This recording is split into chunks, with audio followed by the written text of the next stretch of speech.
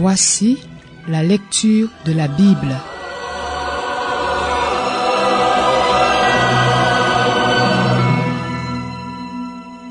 Galates, chapitre 2. 14 ans plus tard, je suis monté de nouveau à Jérusalem avec Barnabas. J'avais aussi pris Tite avec moi. J'y suis monté à la suite d'une révélation et je leur ai présenté l'évangile que je prêche parmi les non-juifs. Je l'ai exposé en privé à ceux qui sont les plus considérés afin de ne pas courir ou avoir couru pour rien. Or Tite, qui était avec moi et qui est grec, n'a même pas été contraint de se faire circoncire, malgré les prétendus frères qui s'étaient furtivement glissés parmi nous pour épier la liberté que nous avons en Jésus-Christ, avec l'intention de nous asservir. Nous ne leur avons pas cédé un seul instant, afin que la vérité de l'Évangile soit maintenue pour vous. Quant à ceux qui sont les plus considérés, ce qu'ils étaient autrefois m'importe peu. Dieu ne fait pas de favoritisme. Ils ne m'ont rien imposé de plus. Au contraire, ils ont vu que l'Évangile m'avait été confié pour les incirconcis, comme à Pierre pour les circoncis, car celui qui a fait de Pierre l'apôtre des circoncis a aussi fait de moi l'apôtre des non-juifs, et ils ont reconnu la grâce qui m'avait été accordée. Jacques, Céphas et Jean, qui sont considérés comme des piliers, nous ont alors donné la main d'association, à Barnabas et à moi, afin que nous allions, nous vers les non-juifs, eux vers les circoncis. Ils nous ont seulement recommandé de nous souvenir des pauvres, ce que j'ai eu bien soin de faire.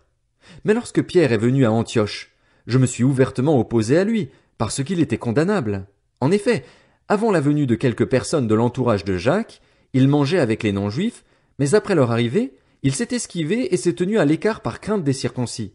Les autres juifs ont pratiqué avec lui ce double jeu, de telle sorte que même Barnabas a été entraîné dans leur hypocrisie. Quand j'ai vu qu'il ne marchait pas droit, puisqu'il ne respectait pas la vérité de l'Évangile, j'ai dit à Pierre devant tous, « Si toi, qui es juif, tu vis à la manière des non-juifs et non à la manière des juifs, pourquoi veux-tu forcer les non-juifs à se comporter comme des juifs? Nous sommes des juifs de naissance, et non des pécheurs issus des autres nations. Cependant, nous savons que ce n'est pas sur la base des œuvres de la loi que l'homme est déclaré juste, mais au moyen de la foi en Jésus-Christ. Ainsi, nous aussi nous avons cru en Jésus-Christ afin d'être déclarés justes sur la base de la foi en Christ et non des œuvres de la loi, puisque personne ne sera considéré comme juste sur la base des œuvres de la loi. Mais si, en cherchant à être déclarés justes en Christ, nous avons été trouvés pécheurs nous aussi, cela signifie-t-il que Christ serait un serviteur du péché? Certainement pas. En effet, si je reconstruis ce que j'ai détruit, je me présente moi-même comme coupable, puisque c'est la loi qui m'a amené à mourir à la loi afin de vivre pour Dieu. J'ai été crucifié avec Christ. Ce n'est plus moi qui vis, c'est Christ qui vit en moi. Et ce que je vis maintenant dans mon corps, je le vis dans la foi au Fils de Dieu qui m'a aimé et qui s'est donné lui-même pour moi. Je ne rejette pas la grâce de Dieu. En effet, si la justice s'obtient par la loi, alors Christ est mort pour rien.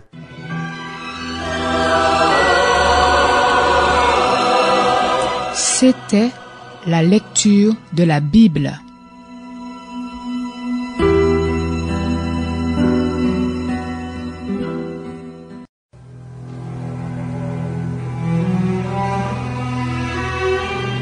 Voici la lecture de la Bible.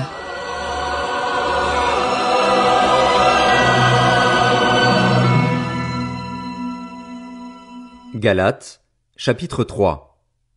Galates sans intelligence. Qui vous a fasciné pour que vous n'obéissiez plus à la vérité, vous aux yeux de qui Jésus-Christ a été décrit comme crucifié? Voici seulement ce que je veux apprendre de vous. Est-ce en pratiquant les œuvres de la loi que vous avez reçu l'Esprit ou en écoutant l'Évangile avec foi? Manquez-vous à ce point de bon sens? Après avoir commencé par l'Esprit, voulez-vous maintenant finir par vos propres forces? Avez-vous tant souffert pour rien? Si du moins c'est pour rien.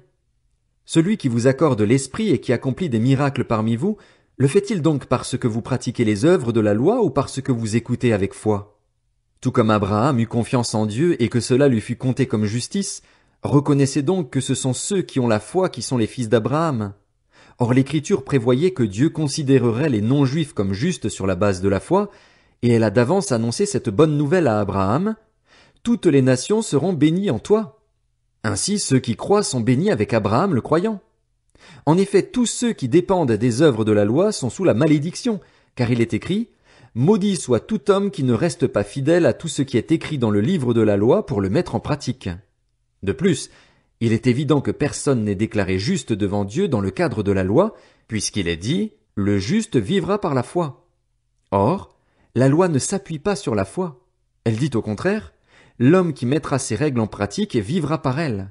Christ nous a rachetés de la malédiction de la loi en devenant malédiction pour nous, puisqu'il est écrit, tout homme pendu au bois est maudit. C'est ainsi qu'en Jésus-Christ la bénédiction d'Abraham touche aussi les non-juifs et que nous recevons par la foi l'Esprit qui avait été promis. Frères et sœurs, je parle ici selon les règles humaines. Quand un testament est établi par un homme, personne ne peut l'annuler ni lui ajouter quelque chose. Or les promesses ont été faites à Abraham et à sa descendance.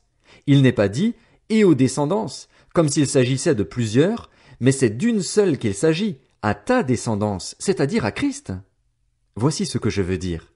Un testament que Dieu a établi. La loi survenue 430 ans plus tard ne peut l'annuler et rendre ainsi la promesse sans effet. En effet, si l'héritage venait de la loi, il ne viendrait plus de la promesse. Or c'est par une promesse que Dieu a accordé sa grâce à Abraham. Pourquoi donc la loi? Elle a été ajoutée ensuite à cause des transgressions, jusqu'à ce que vienne la descendance à qui la promesse avait été faite. Elle a été promulguée par des anges au moyen d'un médiateur. Un médiateur n'intervient pas quand il y a une seule partie. Or là, Dieu est seul. La loi est-elle donc contre les promesses de Dieu? Certainement pas. Si une loi qui puisse procurer la vie avait été donnée, la justice viendrait réellement de la loi. Mais l'Écriture a déclaré le monde entier prisonnier du péché afin que ce qui avait été promis soit accordé par la foi en Jésus-Christ à ceux qui croient. Avant que la foi vienne, nous étions prisonniers sous la garde de la loi en vue de la foi qui devait être révélée. Ainsi la loi a été le guide chargé de nous conduire à Christ afin que nous soyons déclarés justes sur la base de la foi. Depuis que la foi est venue, nous ne sommes plus soumis à ce guide. Vous êtes tous fils de Dieu par la foi en Jésus-Christ. En effet, vous tous qui avez été baptisés en Christ, vous vous êtes revêtus de Christ. Il n'y a plus ni juif ni non-juif, il n'y a plus ni esclave ni libre, il n'y a plus ni homme ni femme, car vous êtes tous un en Jésus-Christ. Si vous appartenez à Christ, vous êtes donc la descendance d'Abraham et vous êtes héritiers conformément à la promesse.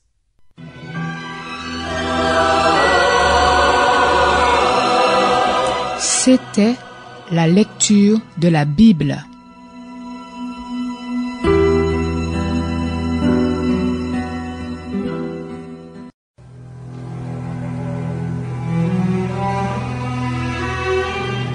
Voici la lecture de la Bible.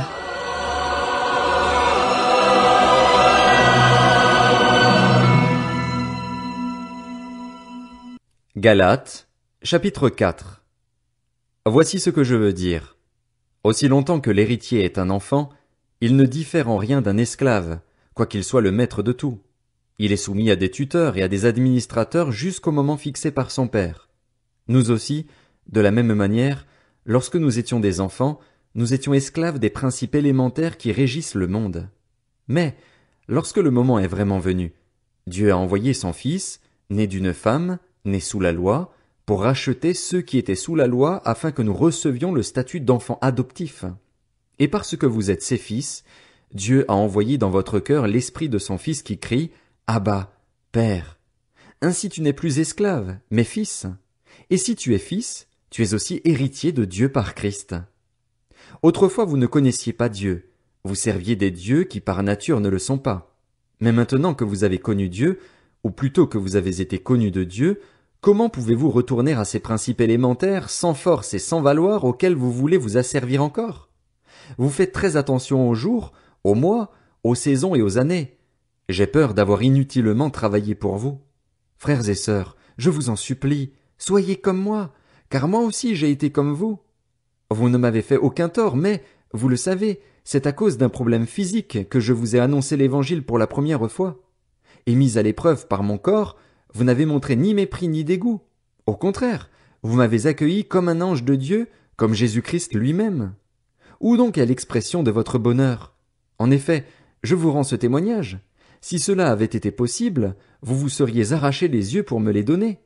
Suis-je donc devenu votre ennemi en vous disant la vérité? Le zèle que ces gens manifestent pour vous n'est pas pur, mais ils veulent vous détacher de nous afin que vous soyez zélés pour eux. Il est beau d'avoir constamment du zèle pour ce qui est bien, et pas seulement quand je suis présent parmi vous. Mes enfants, j'éprouve de nouveau les douleurs de l'accouchement pour vous, jusqu'à ce que Christ soit formé en vous. Je voudrais être en ce moment auprès de vous et pouvoir changer de ton, car je suis dans l'embarras à votre sujet. Dites-moi, vous qui voulez être sous la loi, ne comprenez-vous pas la loi? En effet, il est écrit qu'Abraham a eu 2 fils, un de la femme esclave et un de la femme libre. Mais celui de l'esclave est né par volonté humaine, et celui de la femme libre est le fruit de la promesse. Ces fêtes ont une valeur allégorique, car ces femmes représentent 2 alliances. L'une vient du mont Sinaï et donne naissance à des esclaves, c'est Agar.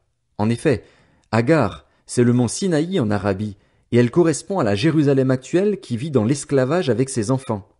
Mais la Jérusalem d'en haut est libre, c'est elle qui est notre mère. De fait, il est écrit, « Réjouis-toi, stérile, toi qui n'as pas eu d'enfant. Éclate de joie et pousse des cris de triomphe, toi qui n'as pas connu les douleurs de l'accouchement. En effet, les enfants de la femme délaissée seront plus nombreux que ceux de la femme mariée. » Nous, frères et sœurs, comme Isaac, nous sommes les enfants de la promesse. Le fils né par volonté humaine persécutait alors celui qui était né grâce à l'Esprit, et il en va de même maintenant encore. Mais que dit l'Écriture? Chasse l'esclave et son fils, car le fils de l'esclave n'héritera pas avec le fils de la femme libre. Ainsi, frères et sœurs, nous ne sommes pas les enfants de l'esclave, mais de la femme libre.